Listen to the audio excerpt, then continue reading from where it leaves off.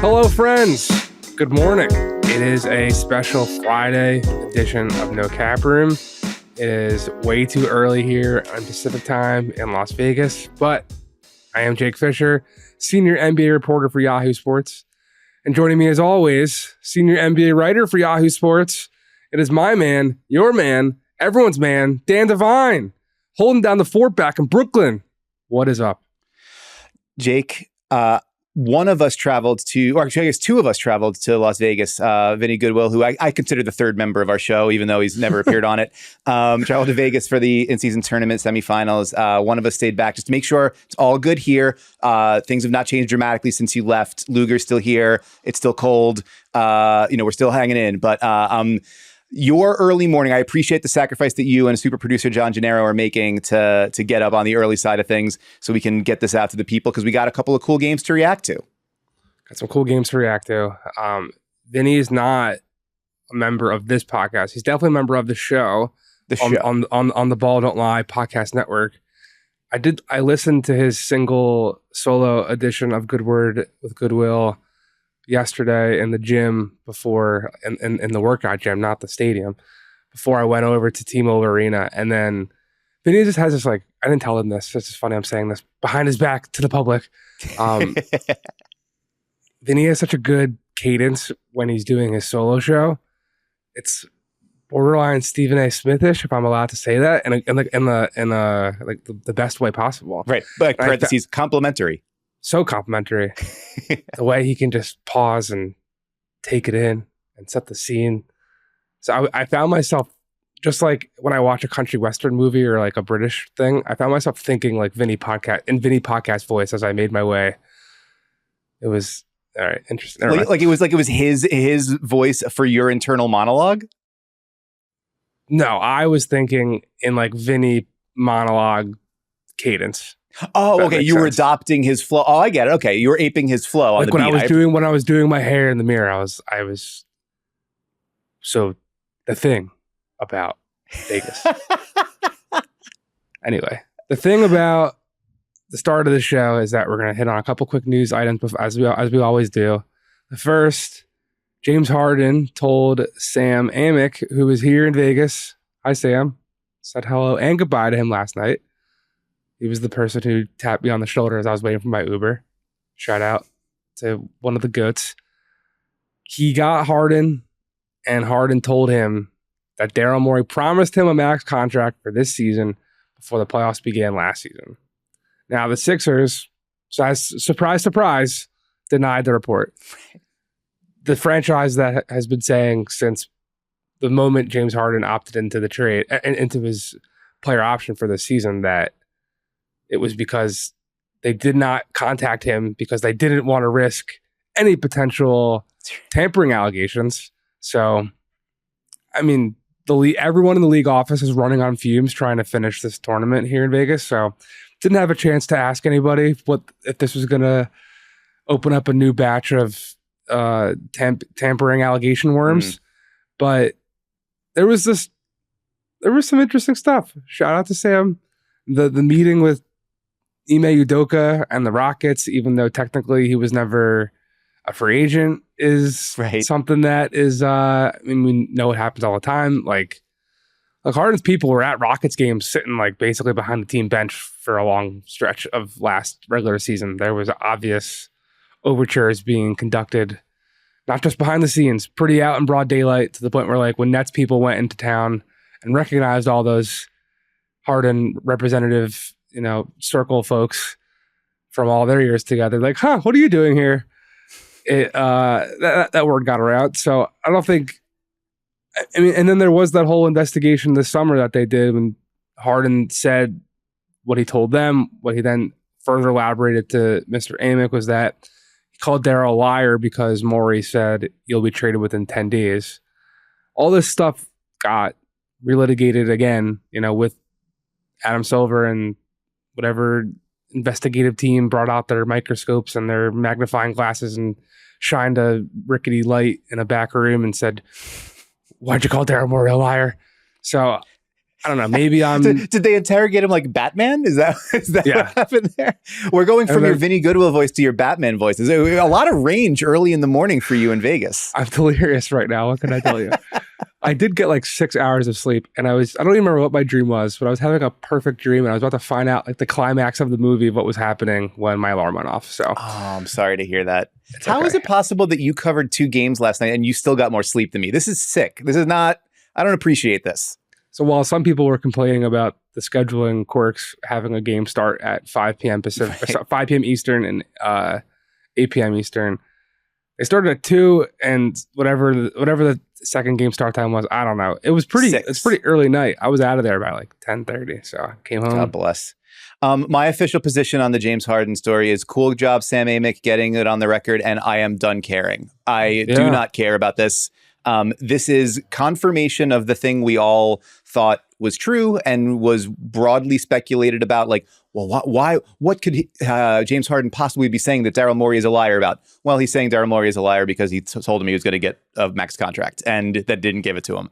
And so like this, and then is that true? Well, the Sixers say no. Okay. So we are like, we are back at square, I don't know, like -1 with this. And the trade's a month ago, guys. Yeah. James Harden is the most newsworthy aspect of James Harden right now is like the Clippers are actually starting to play well with him on the court. And after turning Ty Lue after that, whatever initial 10 games to figure it out, actually seems to be figuring it out. And James Harden, after 10 live games midway into or partway into the season of a training camp, he is starting to get it together. So that's the part that matters. The Sixers, I think, closed the door on the Harden era the second they hung up the phone to end the trade. If at this point, if the most important part of the story is the fractured trust between Daryl Morey and James Harden, that's interesting. But they make counselors for this kind of thing. Go and seek some out to work on your relationship and your trying to rediscover the spark if that's what you guys want to do. But I think we can move on to new business, or at least not month-old business. Yeah, the Clippers had a nice win over Denver Wednesday night. I watched that on my phone at my favorite Arepa spot. Shout out Vivas Las Arepas. I will not be gatekeeping that beautiful establishment here in Las Vegas.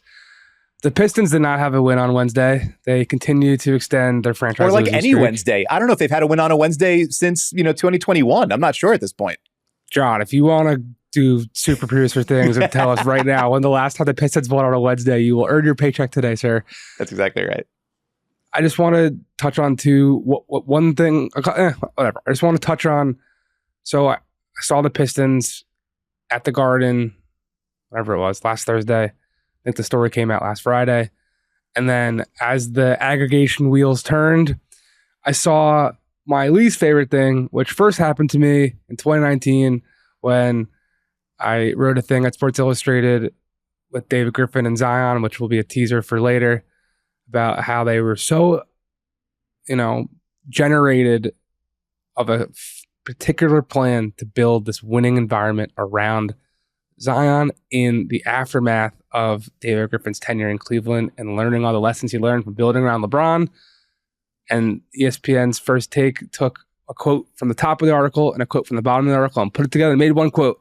I saw people take the beginning of a quote from Jaden Ivey that I had saying that there was no meeting he had with Monty Williams before the season started, and then cut out all the stuff of the quote that showed he wasn't mad. I just want to try to. It's probably week old. Probably no one cares outside of East Michigan, but Jaden Ivey was delightful when I talked to him and sought him out in the pregame locker room, and he truly seemed like someone who is riding for the guys next to him. And I watched him on the bench cheering and waving a towel and as engaged as anybody else.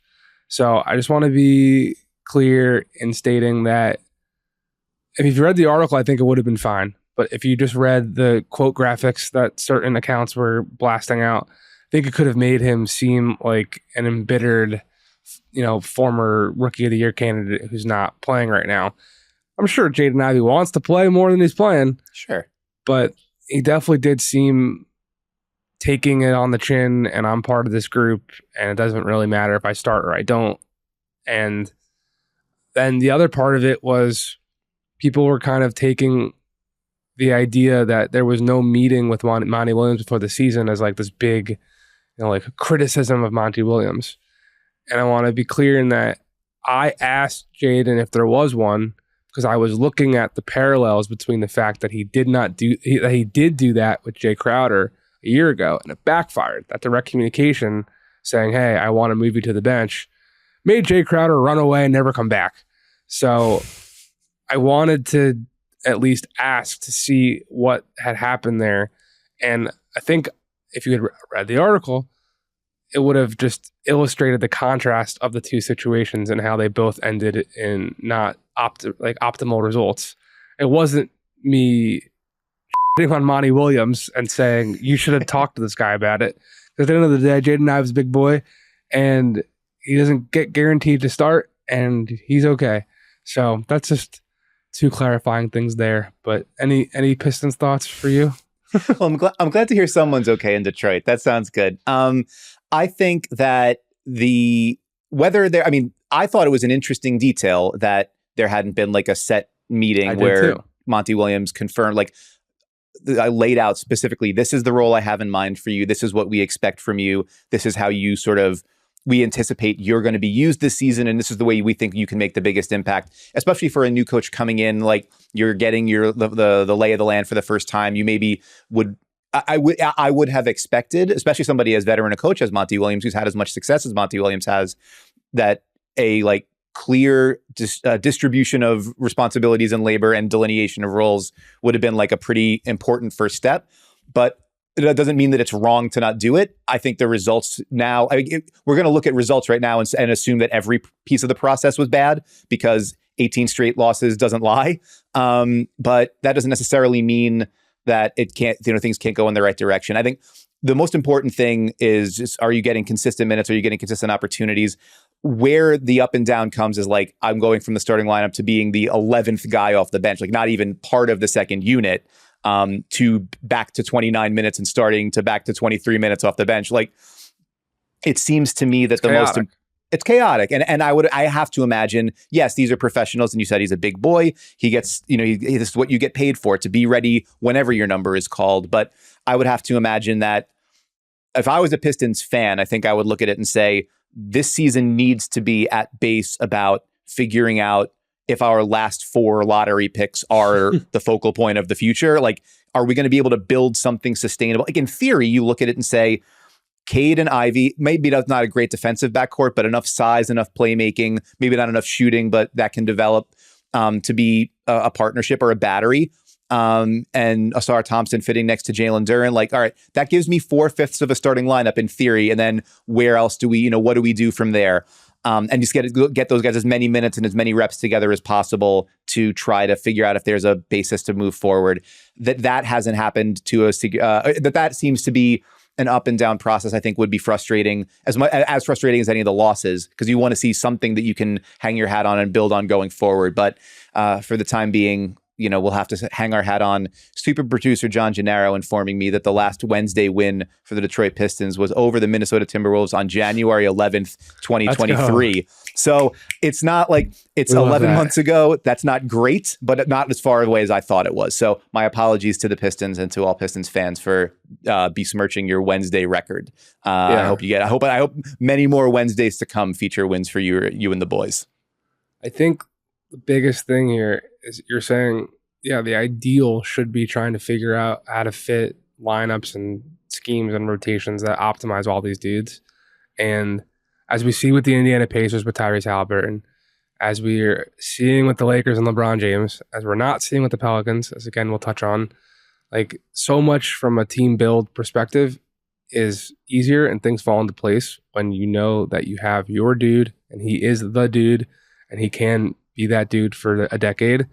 The Pistons were trying to do that with Cade Cunningham, probably maybe a little bit to a degree that's maybe holding back other, like this Monty Williams keeps saying to the great Pistons beat writers that this is just trying to mix and match lineups to get Cade off the ball, to find better shooting around him, to have him, shooting here. And I do see that point, though, because if you don't get him going and in a place where he is that guy, then everything else kind of does start to become a even bigger question than everything is. Because, like, the Charlotte Hornets have LaMelo. They know he's LaMelo Ball, and everything is going to be centering around him, which is what brings me to the other clarification newsy item thing before we get to Vegas here.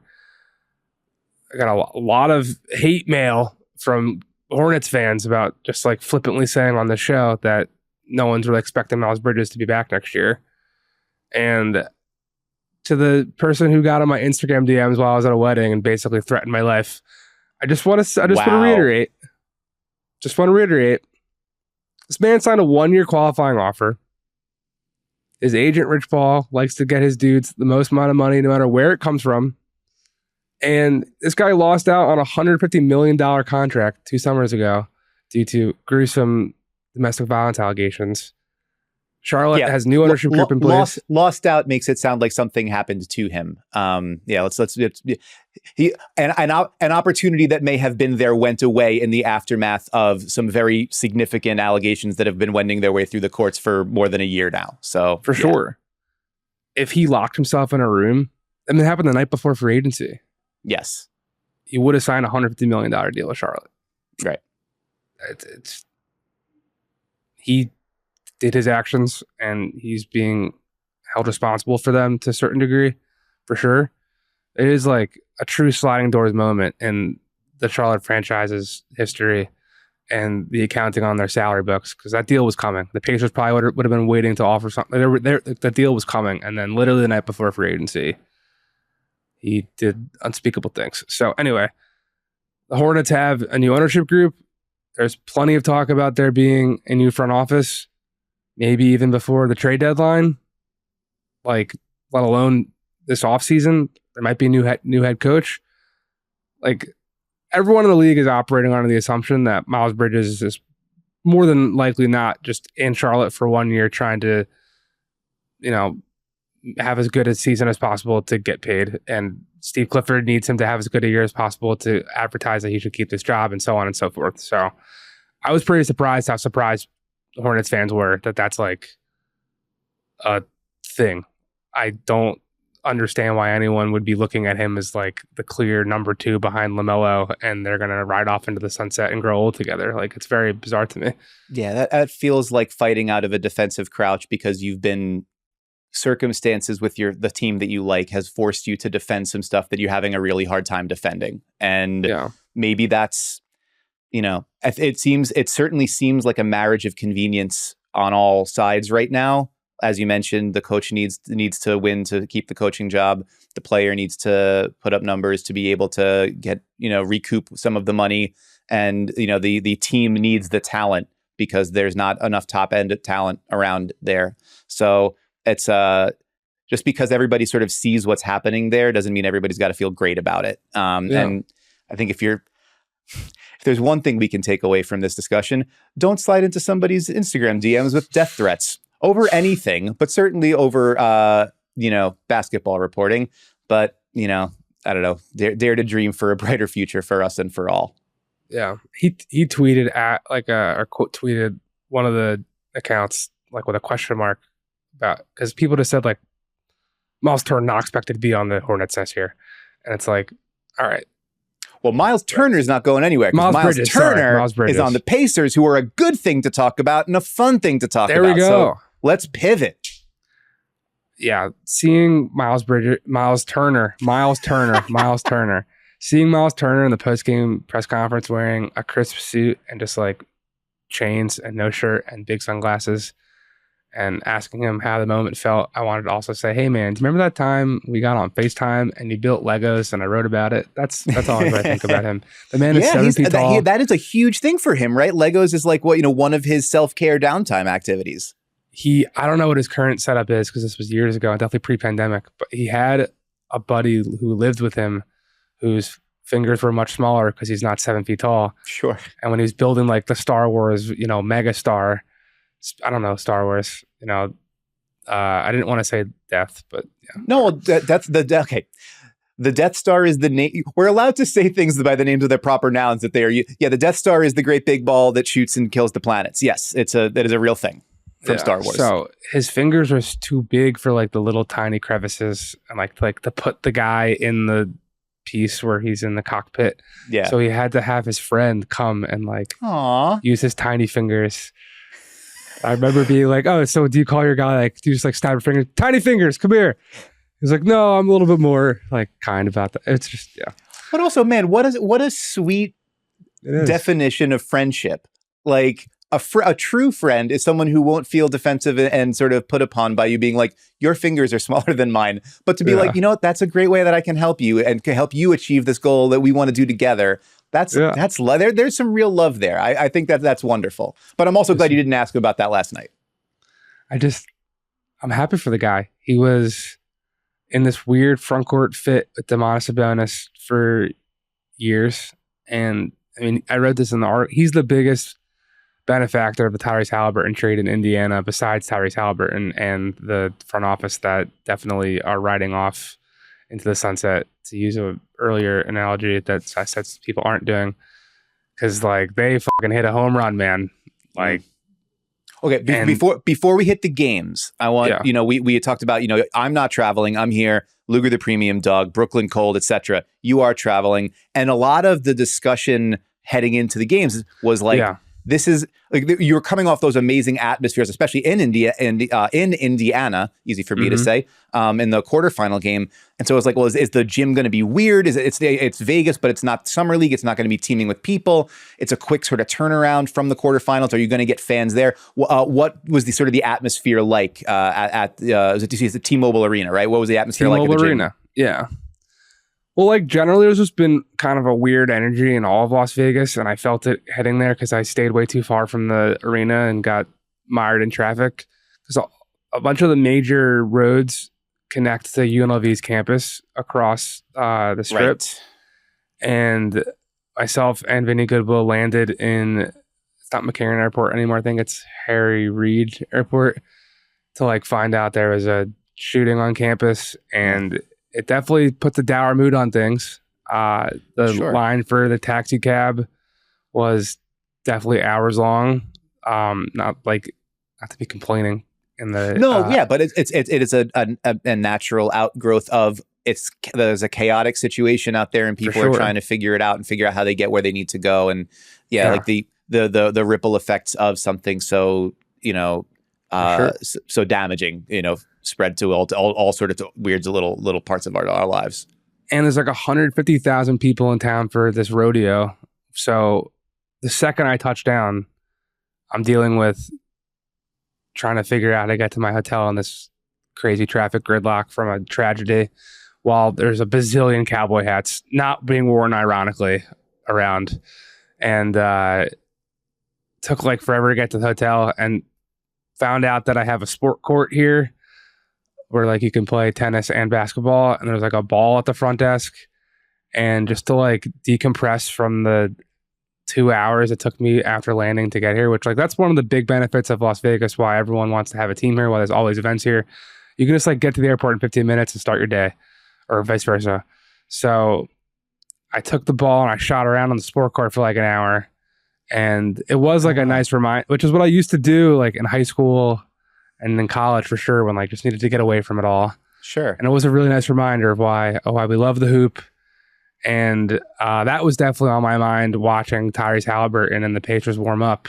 Because if there's a guy who plays with the joy of a kid that needs to just like find a ball and a hoop anywhere and that can occupy you for hours on end, it's certainly that guy. So yeah, the Pacers came into the arena with like definite, obvious, we're here to crash this party energy.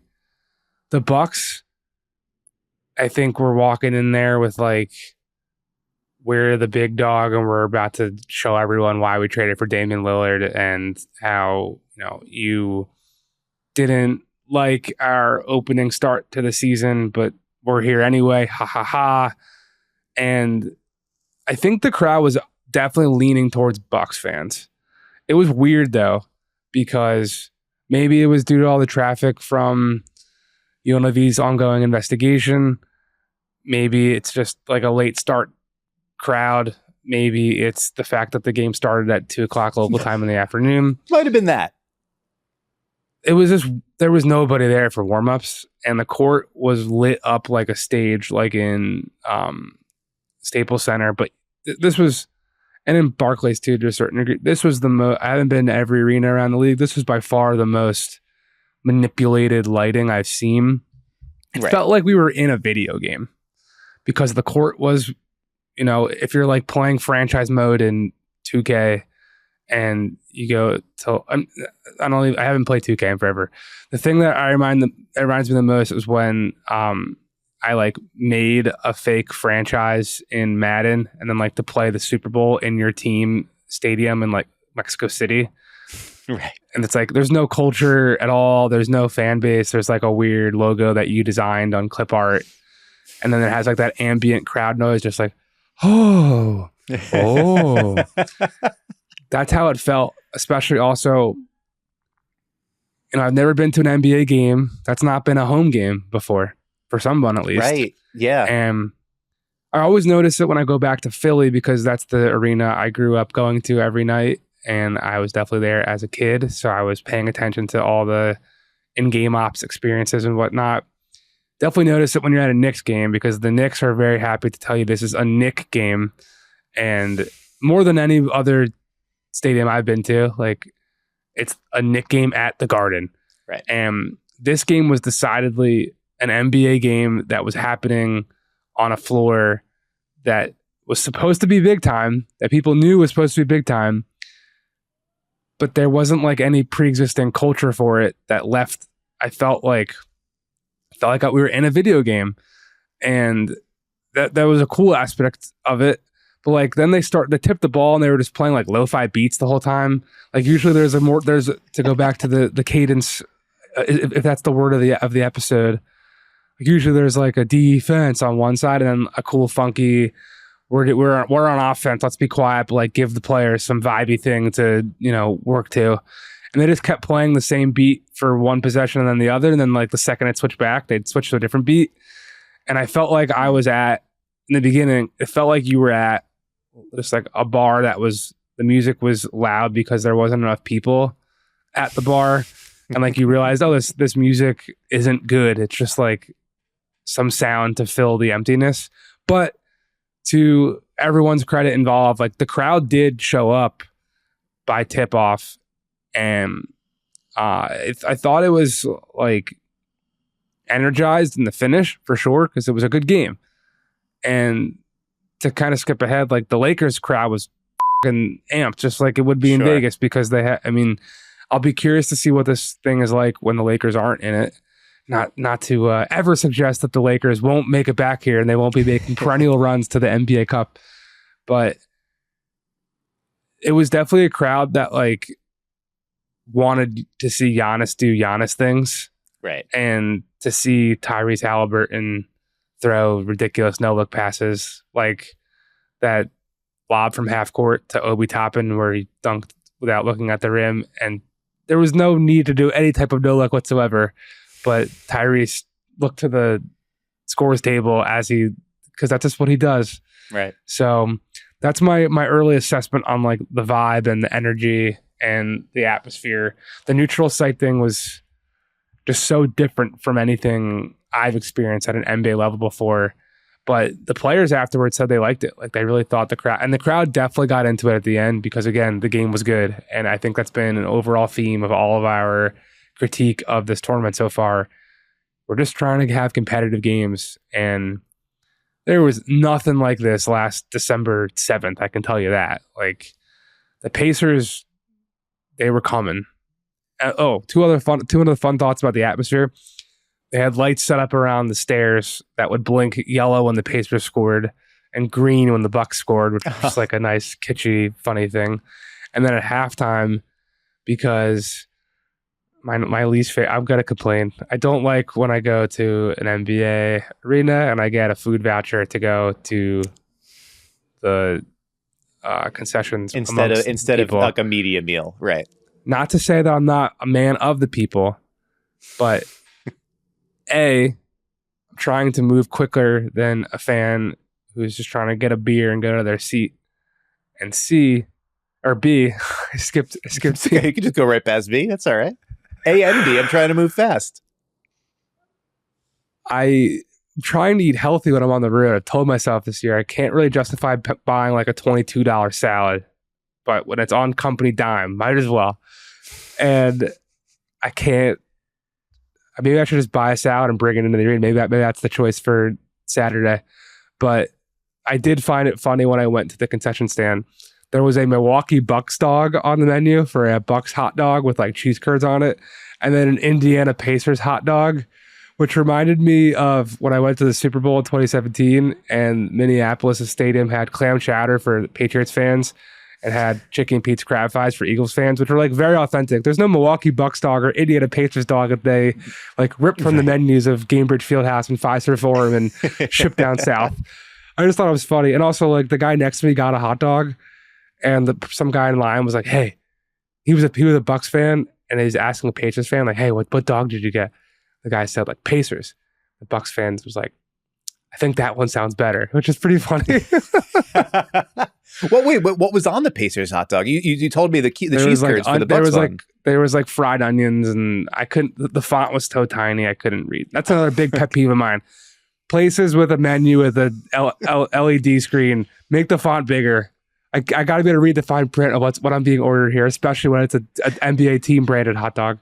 Well, Jake, all right. So the good news is this is the first iteration of the in-season tournament, and I'm sure that that now they're going to have 364 days, or I guess from the end of the tournament to work to address all the issues. They're going to have the big debrief and figure out what worked, what didn't. So I imagine we're going to do a better job of getting local, the appropriate arena local delicacies in Vegas. We're going to do a better job with the fonts. We're going to do a better job with the meal vouchers. All these things are going to be addressed. But while the trappings around it are weird and different, and there's something to be figured out there, I will say watching the game on TV, the vibe and the tenor of the playing seemed like these guys actually felt like this game mattered. Yeah, it was a great game. And I do think the Pacers. We should say what happened in the game. We should say that the Pacers won the game with a final score of 128 to 119. They're in the title game Saturday against LeBron's Lakers. Some yellow on yellow. I'm curious what the jersey matchups are going to be after it was apparently a big conniption that the Lakers couldn't wear their black jerseys here, which everyone thinks are so cool. I think they're ugly as shit. I don't like the triangle thing and the like chevron Los Angeles coming up there. I know. But I think LeBron has always loved wearing black jerseys throughout. I mean, remember in the great run against the Warriors in 2016, they wore those black sleeve jerseys and he ripped the sleeves and stuff. And anyway, it was an awesome game. The Pacers weren't scared at all. And that was the thing that I saw from the jump that makes me excited for them long term. Because I've seen it in Haliburton. I saw it at the World Cup. I mean, the dude is a winner. He was someone that a lot of teammates on that World Cup roster were telling people around them who they had brought with them to the Philippines, like, hey, we'd rather this guy start over Jalen Brunson because he's just that connective, fun, zip. I mean, he scored 27 points last night and had 15 assists. And I was like, man, this guy probably could have scored more. And I was even thinking to myself that as the spotlight continues to be on him and this team and they're in winning environments, just like I am sitting here now thinking, or I was sitting here a couple weeks ago thinking that Franz Wagner and Paolo Banchero are going to run up against who's better and Jason Tatum, Jaylen Brown, can they work debates eventually. We're going to have, not you and me, but the national discourse. There's going to be some game where Tyrese Haliburton makes the right play, a la LeBron, when he could have shot it, and he's going to be criticized. It's just going to happen because he's so deferential. And I hadn't seen the Pacers in person this year. That was the biggest takeaway for me about them. Not just how Like, it didn't matter if Bobby Portis was barking or Malik Beasley was in Tyrese Haliburton shorts and someone like fake sneezed while TJ McConnell was at the foul line on the Bucks bench, and he, after he made it, looked over and said, "Bless you." Oh, TJ, very polite young man. Yeah. Well, he said it with like a "f you." I imagine. Yeah. I love TJ. I didn't get to talk to TJ. TJ is probably the player on the Sixers process years that I have connected with the most. Always good to see that guy. I hope to see him today at practice, but I was generally taken by how Tyrese we're just going to move the ball and run and have fun has truly bled throughout that entire roster, even to the point where when he's on the bench, like TJ and Nembhard were running that thing, and everyone except Benedict Mathurin loves to whip the ball around and defer shots and keep things going. So, I mean, we can talk about his stats. 3 career games with 25 points, 15 assists, and 0 turnovers this season, which no one has ever done. I just think that this team is a bigger story than him. As much as he is rising All-NBA candidate, MVP candidate at this point, you could definitely say, I don't think he will win it. I think the Pacers will need to be a little bit more than like the sixth seed in the Eastern Conference, but it's early. Sure. But he's definitely establishing himself. I think, just like we were talking about, it's the context of Cade. Yeah, having him be the tide that lifts all boats, to keep using that every episode, it's awesome. I think the fact that all these boats are ready to be risen with him is the cool thing. So I stopped talking there. No, it's okay. Not because I need you to stop talking, but also like, you know, you're it's a high usage episode for you, coming off of a late file 2 stories last night. Like, it's all right. We can move the rock.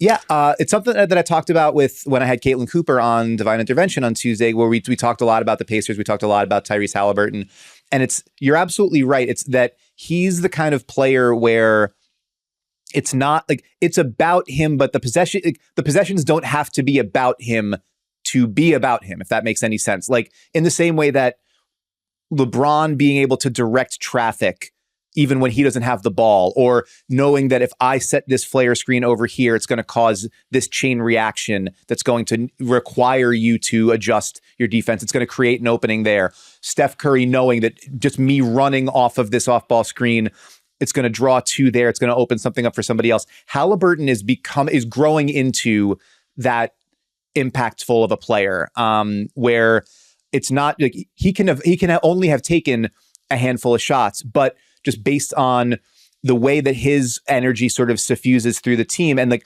it has become really a lot of their organizational ethos. Like, we're getting the ball over half court in 2 seconds. We are looking for the hit ahead pass at every opportunity. We are leaking out after every shot. Somebody's sprinting the floor. Like, every action is sprinted into. The intention is always to go into something at 100 miles an hour. And that only works if everybody else is on board for it. It only works if you have guys who have the kind of similar processing speed or understanding of how to play in flow that are able to make the most out of the advantages that are created from those initial actions. And it only works if everybody buys into it, because they know that if they do the right thing, they're going to get the ball. And so all of that together is it even bleeds into the defensive end. Also something that I talked about with Caitlin. I wrote about it in the preview for the semifinal games. I know Michael Pina at The Ringer wrote about it. Some other people have kind of been talking about this, that the Pacers are giving up a ton of shots at the rim. They're barely giving up any shots from 3-point range. And yeah, they're terrible on defense. I think 29th in defensive efficiency, but it kind of feels like it's not to attribute being bad at something to like secret genius, but it's kind of the point. Like, we think that if we can draw you into our pace, and we can say like, we're going to play the pick and roll 2-on-2. We're going to keep our weak side defenders at home. We're going to try to avoid over helping and avoid the swing possessions that lead to threes. And you're going to have to drive to the basket at Myles Turner. Maybe you make those shots more often than not, but like, your twos are not going to beat our threes over the course of 110 possessions. And we feel confident that with Haliburton at the helm, and then as you mentioned, TJ McConnell, Andrew Nembhard, the second unit was great. Kind of flipped the game in the second quarter. TJ was such an impactful player on both ends of the court. We feel confident. His one-handed tip back in. Rick Carlisle called one of the highlights of the Pacers season yesterday, which is phenomenal. Absolutely wonderful there. But to take where you have everybody moving so much and everybody moving so fast and the ball moving so much, but low turnover guys, so that you're not giving them extra possessions. You're getting a look more often than not. It's a high efficiency look because of the way Haliburton plays and the way the other guards have sort of been trained to play with him and the shooting that's around them. Like, it's just a bet that we're going to be able to bury you with our offense, and you're only going to be able to dig out but so much. And the Bucks kind of got drawn into that a little bit. You saw at the beginning of the game, like, Dame is kind of being patient and methodically bringing the ball up, and they're not getting into their offense until 15 or 16, 14 or 15 on the clock, because they're like, we're not going to play your game. And then like later it's, Brooke taking like a pull-up elbow jumper with 20 on the shot clock, and you're like, you guys got sucked into it a little bit. And like, the Bucks have the firepower to make that work, but on a long enough timeline, the Pacers will get you. And like, I think one of the more important facts to look at from the Pacers is, that defense isn't good, and it's not going to be good, but it's horrible. They are matadors waving a red flag for Giannis to bully through every single time. But like, listen, Giannis can go for 54 and you can lose. They can lose that game. Giannis can be 37 and they lost. Go for 37 and they can lose that game because the Pacers, they're that confident in their offense. They know they're going to get what they want to get more often than not. And then B, like, on a possession, by possession basis, an efficiency basis, two of the Pacers' best defensive games of the season have been these last two games. Boston's offensive rating 113.1, Milwaukee's offensive rating 114.4. So that is like league average-ish defense. And if you can get even approaching league average defense with that offense, you are cooking with gas. So that's where the Pacers, that's the goal for where they want to get to. They might not get there every night, but what they've been able to get there against two of the best offenses in the league, and then their offense has been able to carry them with Haliburton closing the door late. Just want to say one last thing on this. You said, we're going to kill you with threes to your twos. That was not the recipe last night, though. I was definitely taken by how easily the Pacers got to the rim, not just in transition in the half court. Giannis and Dame live at the rim, and Dame has made a greater emphasis than ever in his career at getting into the paint and getting fouled this year. The Pacers outscored the Bucks 74-60 in points in the paint, and they only hit 7 threes. They shot 21.2% from three compared to the Bucks hitting 36% en route to how many threes did Milwaukee hit? They had 12. So that wasn't the simple math.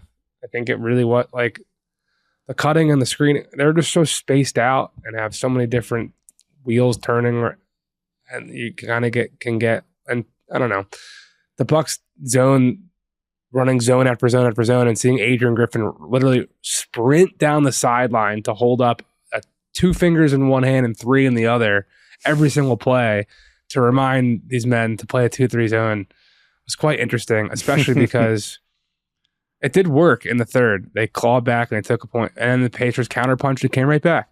So shout out to Indy. They beat, I wrote this, but just the last thing, they beat all 4 top seeds in the Eastern Conference last year in order to get here. And all 4 of them were pretty widely expected to be basically the top 4, if not in the mix of the Eastern Conference entering this year. They beat Cleveland in their first game. They went on the road and shellacked Philly after Philly beat them, but second game of a baseball series, home and home, and they waxed Philly. And then they beat Boston, obviously, during the quarterfinal knockout round at home, and they beat Milwaukee here. So if there's any doubt from anyone that the Pacers can't hang with the big boys, what more do they need to prove to you? If you want to read more about the Bucks and how they've got some things to figure out still, Vinny Goodwill took a step inside the Bucks side of things up on yahoosports.com. I don't know. I don't want people to overread. I mean, Milwaukee still has the second best record in the Eastern Conference, and they have Giannis and Dame, and they were right in this game until they weren't. And they're still figuring out all these pieces, and Chris Middleton being back healthy. Brook Lopez looked great. I'm not concerned about Milwaukee. Yeah, it would have been nice to have you made two of your top perimeter players in Jay Crowder and Pat Connaughton for this game. We got AJ Green minutes. You did get AJ Green minutes. Marjon Beauchamp is somebody that they're going to need to take a step forward. But yeah, this is the questions and the concerns that we have about Milwaukee, about Milwaukee's defense, about what their late game execution looks like. They've been one of the best clutch teams all season. One of the big swing issues was like they didn't have a play ready to go. It seemed like with about 2.5 minutes left in the game, that led to some consternation. Apparently, some discussion after the game. Chris Haynes at Bleacher reported that Bobby Portis was very vocal in talking to head coach Adrian Griffin in the locker room about needing to be organized and everybody sort of needing to know what they're responsible for, having some plays drawn up for the late game. Like that, there's a lot to iron out, and Adrian Griffin's fitness for those moments is something that, especially, he was brought there to sort of succeed where Mike Budenholzer had failed in high pressure situations late in games. And that's going to be a storyline to monitor all season long. But yeah, the Bucks still come out of this like 15-7 with a top 3 offense. They've been a top 10-ish or top like 11, 12 defense over the last month. And there's still a ton of meat on the bone for them to get better, especially once they get healthier. Still feel like they need another perimeter player. They got to figure that out at some point. But this is, to me, it's less about like the Bucks have major concerns that they've got to, everybody, it's all, DEFCON 1, all hands on deck, and more like the Pacers are just pretty damn good when they get everything going. The Lakers are pretty damn good when they get everyone going. Yeah. I've been a Lakers hater since like February when they made the big trade with Utah and Minnesota, and they keep proving me wrong. So I don't know why. I just like don't want to wrap my arms around the fact that they are good. Maybe I don't believe in LeBron at 39. Maybe my brain can't accept that he's still just a monster out there, like shrugging off defenders every time he gets an and one. The freeze celebration was in full tilt last night because he was 4 for 4 from 3 and pulling up from the logo, the big in-season tournament logo. It is very cool, and I think huge for the league that he is here and taking this seriously and very much caring about it. I also am very much of the belief that a lot of those things are not so circumstantial, other than the fact that this is taking place in Las Vegas, and he is very clear in the fact that he wants to own a team in Las Vegas. Tyrese Haliburton even said it at his post-game press conference that that guy on the Lakers talks about bringing a team to Las Vegas every other day. So that's not surprising to me, but it's huge for the league. It definitely was a big dud that the entire fourth quarter was a 40-point margin basically against the Pelicans. But man, that first half where LeBron's doing LeBron things and he's clearly demanding every eyeball in the stadium and from millions watching at home. It was cool to be here for that, I will say. Like, I know the appreciate LeBron while he's here thing is kind of getting a little annoying to certain people, but it is like, I mean, he keeps giving you reason to say it, like it's at a certain point, you got to it's maybe worth not being annoyed about it and just being like, all right, man, you win. He certainly seems to do an awful lot of it. The Lakers wind up with a 133-89 win over the Pelicans. One thing I love, cleaning the glass. Didn't seem that close. Didn't feel that close. Cleaning the glass, great stats website run by Ben Falk, who formerly worked for the Portland Trailblazers. They strip out. How dare you just skip over his time with the process 76ers. Oh, you're right. Absolutely. That was not an intentional slight. My apologies. I forgot about that. I'm heartily sorry for having offended the Ben and the Pacers and the 76ers. His numbers strip out garbage time. So it's always fun to see like when cleaning the glasses numbers stop counting stuff. And according to the game log from this one, the stats on this page exclude projected heaves and garbage time starting at Q4 12 minutes. So the entire fourth quarter is considered garbage time in this game. And even with that, the Lakers averaged like 1.4 points per possession, which would lead every league that's ever existed. And it was like the 99th percentile offense versus the 2nd percentile offense. And it's like, well, there you go. Yeah, that's there was LeBron and AD didn't have to play the third quarter because didn't have to play the fourth quarter. They probably didn't even have to play most of the third quarter because they got their work in early. Yeah, we've been going for a while here, so I don't want to harp. We can talk more about the Lakers in a preview of the championship game context. Just a quick thing on the Pelicans. Definitely a little bias slant here at Yahoo Sports and Ball Don't Lie because our editor Joe Garza is a massive Pelicans fan. But it also swings the other way because he's like, don't write about them. It's gonna ruin everything. Although maybe that's just me. I don't know. When they're bad and disappointing him, he is a disappointed father and wants to shame them into a corner until they do better. And look, man, I was sitting next to an NBA person for this game who was saying to someone next to him, from a Patriots perspective, they needed to have LeBron play through the fourth quarter and make it tough because he's 39. That didn't happen. And they also definitely commented on what appears to be suboptimal fitness levels for Zion.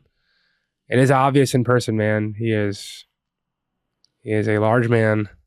And I know it's been a sensitive subject around him for years, but he doesn't in person. I haven't seen him play in a while. I know there's glimpses of it along the way, but man, did he not seem like that athletic, uber talented, gifted specimen that everyone was freaking out about back in 2019, that they were comparing him to the other guy wearing the crown on his head. Right. And the contrast, I was asking some Pelicans people before, like, how much of this game are you feeling the 2019 reverberations? The big AD trade, this inflection point in our franchise. And everyone kind of said, it's like well in the rear view now. It's been a while. Like BI is one of our guys, whatever.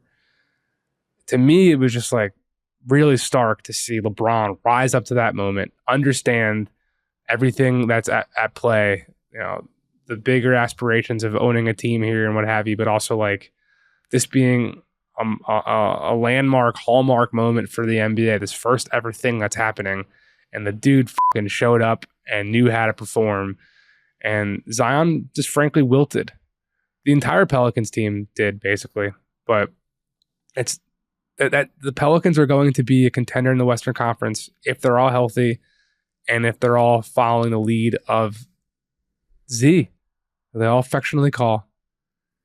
And he said last night in the post-game press conference that like he's overthinking things and he needs to trust his game more, and he's trying to hunt like the perfect best shot on every possession.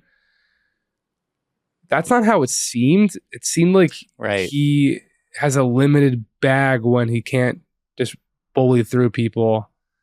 And it's a tough place to continue to be. Like, I don't know, it's kind of like the pounding the rock, and if you're hoping the same thing's going to happen, insanity thing. Like, it's just, I understand the Pelicans fans and Zion haters out there who are saying like, I don't know if I believe in this guy. It's a big conclusion to make off of one game. Sure. But look, he's never been in the playoffs. Willie Green even said it in his press conference last night. He said it kind of veiled. He said, we have a lot of guys who haven't played in an elimination game since college. And this was the closest thing for him to, I mean, if everything that we're saying about the Pacers and Tyrese Haliburton and arriving and accepting and standing up and performing in this like can be true, then it also has to be true that this context and the negative side of the light can be a real, potentially negative harbinger for the ultimate ceiling of this Pelicans team that has only really given us glimpses for the last 3 years, has never really put it together. Yeah, and I thought the quote that you had in your story on the Pelicans from Willie Green it sort of put a fine point on it. Like, that's not indicative of who we've been and who we are. Tonight we took a step in the wrong direction. The Pelicans looked like they wanted to stop playing about, early in the third quarter. Like the Lakers just absolutely snatched whatever will they had to compete. And that's, there's an aspect of, leadership or attitude flows from leadership, right? And so if Zion's catching the ball, and the Lakers are a great half-court defense. The Lakers have one of the best defensive players in the world in Anthony Davis, and the Lakers have one of the smartest defensive players of the last 25 years in LeBron. So they had a game plan, which was like on every one of these catches, as soon as Zion turns to face the basket, like Anthony Davis is in his lap, or he's going to be turning and spinning into LeBron, who is roughly the same size or, near to it, and is willing to step in and take those charges. And it felt like even like Cam Reddish and Taurean Prince and all the long wings that they have just sticking their arms in the way. Yeah, we're going to make every single thing difficult. And we're going to, if nothing else, we're going to show you this is going to be hard work. And it looked like Zion Williamson saw that and was like, and kind of just like, there are so many possessions where and I don't remember the exact timestamp of it, but he catches it at the right elbow, turns, AD is there, and he doesn't even start to fade toward the basket. He just kicks it to Jonas Valanciunas in the corner. And yeah, Jonas Valanciunas can make a three, and he's one pass away, and there's nobody there, and it's an open shot. But that's like, if you are hunting for the perfect shot, that's not the perfect shot, right? That's he not meant for himself. Like, he's like, oh, I don't have the perfect shot for me, so I'm just kicking it to Jonas now. Right. But this is where the best players in the world understand that elevating their team is not necessarily always about finding the best shot for themselves. There are times where, like the best thing that Nikola Jokic can do, or that Tyrese Haliburton can do, or that Steph Curry can do, or, insert player here, is to ratchet down your selflessness and be like, I'm going to go and I'm going to get my own. There are points in that Pacers game where I'm like, for a fact that Tyrese Haliburton does not want to draw Brook Lopez out on this switch and isolate on him, cook, and then go in. Like, he would much prefer to run 4 more actions and swing the ball around 3 more times. But I don't know. His eyes got pretty big, and I think he licked his lips every time he was alone with Splash Mountain. He wanted to mount that mountain and plant his flag and say, this is the land of the Pacers. Fair enough. And he did that. He did that successfully. But this is of the many things that need to evolve and change in New Orleans. And I think there was almost like an empathetic kind of commentary after the fact from guys like Shaq and Charles Barkley, who are always so willing to like dump on a guy. They were just sort of very matter-of-factly in analyzing him, being like, he doesn't rebound, he doesn't run the floor hard, he's not creating the best shots for himself or for his teammates. Doesn't defend. He's not putting in the maximum effort on defense. Like, you can just see he is playing on talent and touch and not on the kind of effort that he needs. And like, they're saying like the hope is he sees what it is to put maximum effort in from something like what LeBron did, especially in that second quarter, and when it was time to put them to bed in the third, and says like, well, that's what it needs to look like. And he says the right things after the game. You have the quote in your piece about like, I got to be, I was too laid back out there. I got to be more aggressive. I've got to do more things to get my teammates involved. That's great. Now the actions need to match up with that. Yeah. And one game doesn't change all that. It doesn't mean that he can't get there, but it's going to take the application of greater effort to get there. And that was not what we saw last night. So the Lakers exuded that effort from tip off until garbage time, and that's a big reason why they're going to be advancing. Yeah, I went and hung out in the tunnel to watch the postmortem, and many a dejected soul walking off the Pelicans bench. So it's one game, and then after the press conference stuff, and I went in the locker room just to say hello to Brandon Ingram from our time together in Manila. And there were definitely like the spirits weren't like as awful as they were coming off the court, fortunately speaking. Like, there was definitely some joking around and whatever, but I do wonder, like, there are games that you talk to players, especially after like they retire and they're on the coaching staff or whatever. There are definitely games that can like be a huge swing factor in a season and change. Inflection point, right?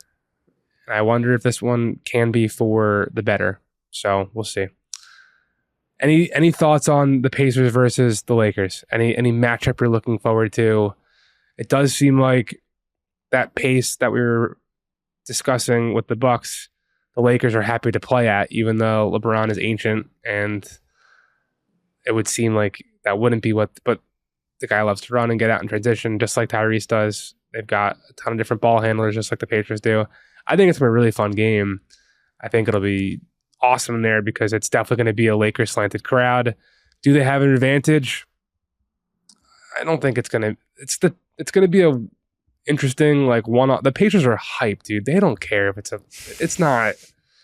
I don't think they have some massive disadvantage here. I think it's going to be a Lakers slanted crowd, which the Pacers are going to be very happy to shut up if they are able to do so. Yeah, I think for the Pacers, it's there's a house money component to it. They are with every game, welcoming in new adherents and new converts and saying we do this. This is what we do. It's how we play. It is a style that is infectious and it is fun. This guy, Tyrese Haliburton, get ready to see him for the next 10 years, 15 years, whatever. This guy is a superstar in the making. And what you saw, you mentioned the stat earlier that I think I was, my guy, Zach Cram at The Ringer had noted it about Haliburton having 3 of those 25-15 no turnover games and nobody else had more than one. This is not an anomaly. This is what he does. It's the way he plays and it's the way this offense operates. That's averaging 26 and 12 on the year. Like Rick Carlisle said, 27 and 15 is basically an average night for him. And I looked, he's averaging 26 and 12. Yeah, he's and on well or nearly 50, 40, 90. I think he's just a little bit shy on the free throws and getting closer. So the efficiency is insane. I had looked up a bunch of this stuff because I was doing Divine Intervention with Caitlin Cooper to talk Pacers on Tuesday, but combination of usage rate, assist rate, true shooting, whatever, above these certain ludicrous marks, it's just him and Jokic. He is top 5 in virtually every advanced stat you can name. He's gonna if you did an MVP ballot today, which thank goodness we're not, but if you were doing that today, he'd be on it. He might not be at the top of it, but he would be. It's basically him, Embiid, Jokic, SGA, and insert whoever else. Not in that order. You said we're not going to do that today, and then you proceeded to do that today. Well, I'm a liar, and I don't like myself all that much. So it's. But anyway, all that said, you're absolutely right to note the pace because yes, while that was something where the Bucks had to kind of get they were trying to avoid getting dragged into that. The Lakers run more than the Pacers do. They don't run as fast as the Pacers do, but you talk about transition frequency. Number 2 in the NBA, Los Angeles Lakers, more than 17% of their possessions. The Pacers a little bit below that. If in terms of transition effectiveness, the efficiency that they score with. Pacers number 7 in the league, Lakers number 8. LeBron number 1 in the league by far in fast break points. There was something that I had noted in the preview going into the quarterfinal or to the semifinals. The Pelicans they're not good at keeping you out of transition. The Pacers are actually really good at getting back. They give up a lot of points when they do it, but they're good at getting back. So I think you're right to say LeBron having that push-pull control over what the tempo is. Him and Haliburton kind of fighting over control of that, I think is going to be fascinating. I think I will be very interested to see if the Pacers can maintain that sort of level of offensive efficiency if they don't get the volume of threes, because scoring against an interior defense where it's Anthony Davis who can be a little bit more amorphous and a little bit more. It's not just we're playing the drop, we're playing it this way. Anthony Davis kind of can cover more ground in more ways than the Bucks in their preferred way of doing things with Brook Lopez. And also it's not, the Bucks are still trying to figure out exactly what they want to do. And they've got largely bad point of attack defenders on the perimeter. The Lakers are better than that. So I think the matchup is going to be really fascinating to see. I'm interested in Aaron Nesmith, man, is his rap sheet as far as what they're getting, what his defensive matchups are. He's got to deal with Jason Tatum. He's got to deal with Giannis. And now I'm guessing he's going to get a lot of LeBron. He also was on Dame yesterday for parts too. He was the only guy, I believe, maybe if I'm wrong, Caitlin Cooper or anyone else wants to call me out on it, please do.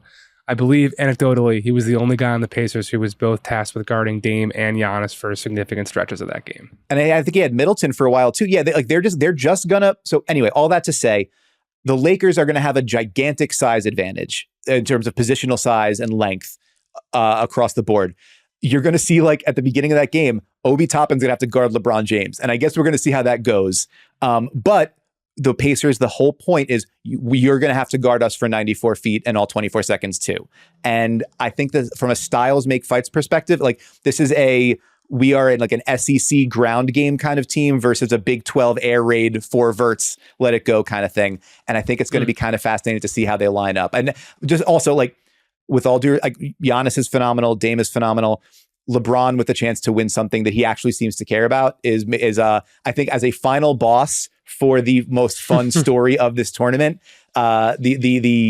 it lines up really neatly. So, if Tyrese Haliburton can go in there and he can, it's like Ric Flair, you got to, to be the man, you got to beat the man. If Tyrese Haliburton can win that one, I think that puts a bow on an awfully impressive coming out party for him. To be the man, you got to beat the man. And you are my man, as always, Dan Devine. Thank you, Jake. That's all we've got for today. Thanks to John Gennaro for also waking up early like myself on the West Coast. At least on the West Coast, I'm just on Pacific time. For doing all the things he does to make this show look and sound great. Please follow us on various social media platforms that are out there. I am at Jake L. Fischer. That is at Your Man Devine. Please subscribe to Ball Don't Lie on YouTube or whatever podcast platform you're currently listening on, and give us a 5-star review. That'd be great. Also, no or there. Subscribe to us on YouTube and whatever everywhere podcast else platform you're currently listening on. Doesn't hurt you at all. What, are you too good for this? We thank you for listening. I would appreciate it if you came back again next week for another episode of No Cap Room.